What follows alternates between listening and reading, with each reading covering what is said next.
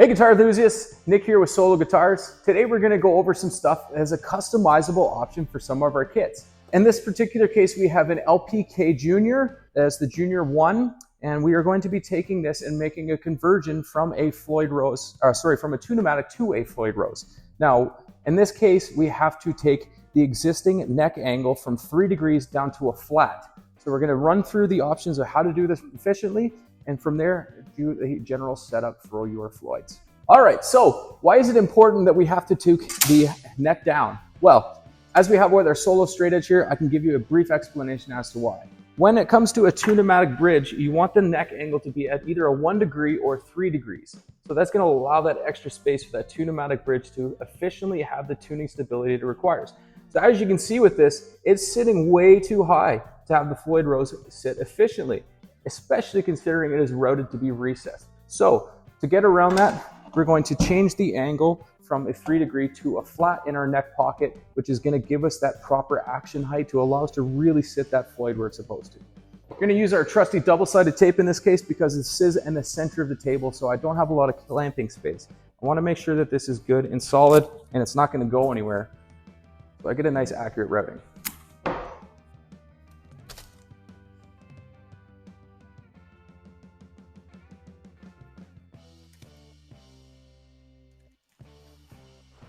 Okay, I'm going to tape this bad boy down. So we are using a router. This is a relatively dangerous tool. It is going to shoot wood every direction. So it is important to keep your eyes protected as well as some ear protection if you want, because it is pretty noisy as well. We've got this set up here. I got my DeWalt compact router with a plunge base. We have this with a very small 3/8 of an inch bit because we are going to use the existing pocket from this to really nail in the fact of where it's supposed to be. So because this body is already flat, we don't have to worry about putting an extra template on it. We're going to use the bearing around that existing neck pocket and go from there. All right, so I'm going to set this up with the right height. So it's just touching the bottom section.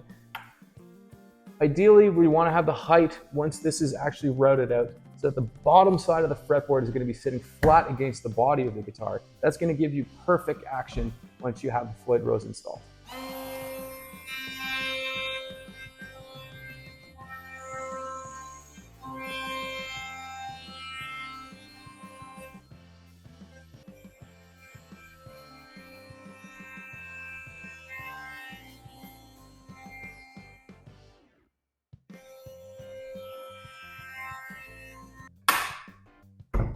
All right, as you can see, that's pretty clean.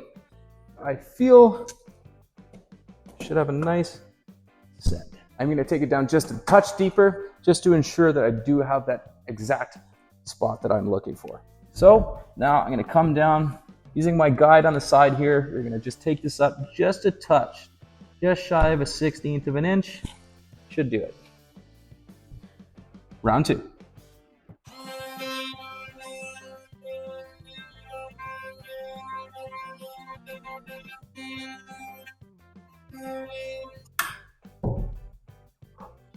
All right, looks pretty clean, isn't it?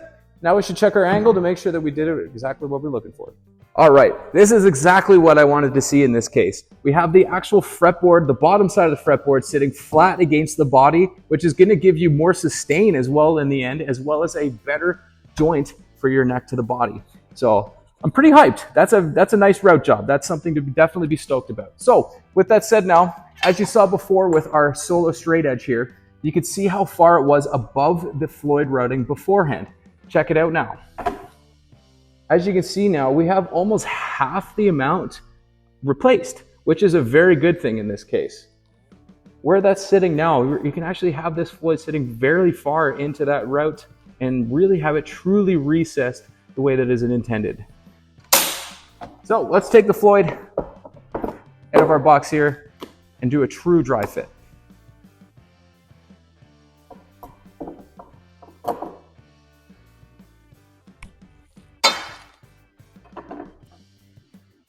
Oh yeah, baby. That's exactly what I want to see. So now by the time you have the string set up on that, you're able to raise that Floyd up a little bit more to really give you that Dimebag Darrell pullback. That's exactly what you want. That's a great installation. All right, as you see, that's our nice conversion from a 3-degree down to a flat, something that I'm very stoked about. You can see now after the fact that we are flush with the bottom of our fretboard and the actual body. That is going to give you a great playing guitar. So, as always, thanks for spending some time with us today in the back shop. Stay tuned for more as we go over more tips on this guitar and more here at Solo Guitars.